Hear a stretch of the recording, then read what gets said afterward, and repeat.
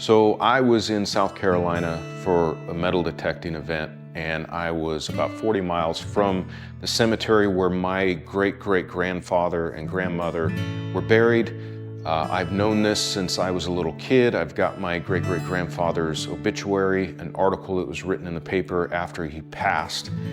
He was a soldier in the Civil War for the South Carolina Volunteers, 5th South Carolina Volunteers, Company E.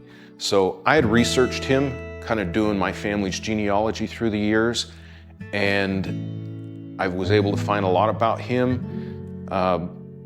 So this was my opportunity to go to the cemetery that I had seen in pictures growing up. And it was just kind of a moving event for me to actually go there, see this in person, see my other relatives that were buried there.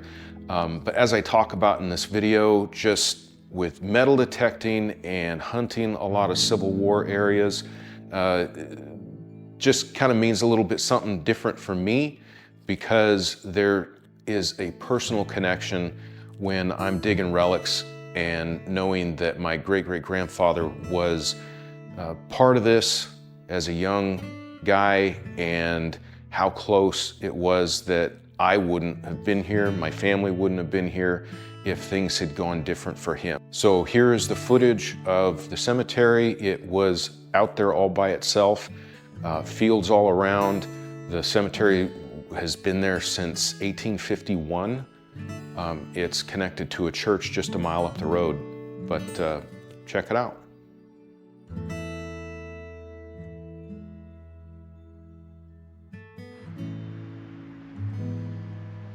So I'm in Lowery, South Carolina at the Zion Presbyterian Church Cemetery. This was the original site of this church.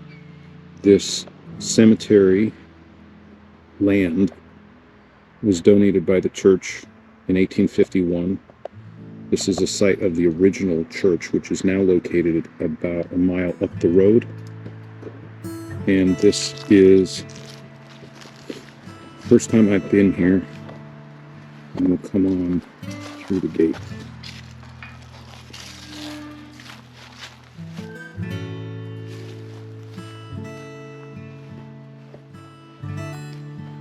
I've read about this, read obituaries, read family papers and letters, but I've never actually been here. This right here, McCants.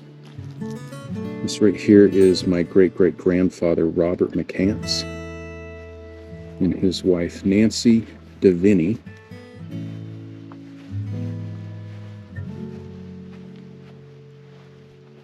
So this is, from what I can gather, I know Robert was in the Civil War, fought for the South Carolina Volunteers, 5th Company E, and he had a friend who was killed in battle during the war. After the war ended, he married his friend's young sister, Nancy, and they had several kids, obviously one being my great-great-grandmother, Lula Mae, and some of their kids are buried here. So I was able to piece together, add some photos, add some information onto Ancestry based on the headstones that I've seen here. He has got a brother, Duffy, who was killed in the Civil War, and family documents say that his body was returned to the family after the war and was supposed to have been buried here, although I can't find it. He's got another brother who was killed whose body was not returned, but letters say that he visited throughout his life the site or the burial location of his brother somewhere in Virginia, and it may be around Petersburg. So I still want to research that. I've never been able to find any specifics on that. So Robert McCants was a private all throughout the Civil War. He fought in all the major battles besides Gettysburg. He was in Manassas, Second Manassas. He was in Chickamauga, Battle of the Wilderness in Spotsylvania. He was wounded 3 times, got one of his fingers shot off, shot in the leg. But luckily he survived, obviously. But in metal detecting, when I'm researching and detecting these old Civil War sites and recovering Civil War relics, he's who I think about. I think about him fighting as a young boy in the Civil War, not getting to choose why our country was at war, but just doing his duty, and along with all of the other young kids his age. But I think about it when I'm recovering old Civil War bullets. I think about the fact that one bullet, an inch left or right, and I wouldn't be here, and my family wouldn't be here. So I have a lot of respect and reverence when I'm detecting Civil War locations, because they're not just relics. These were actually young kids that died and were wounded. And like I said, they didn't get to decide why they were doing what they were doing.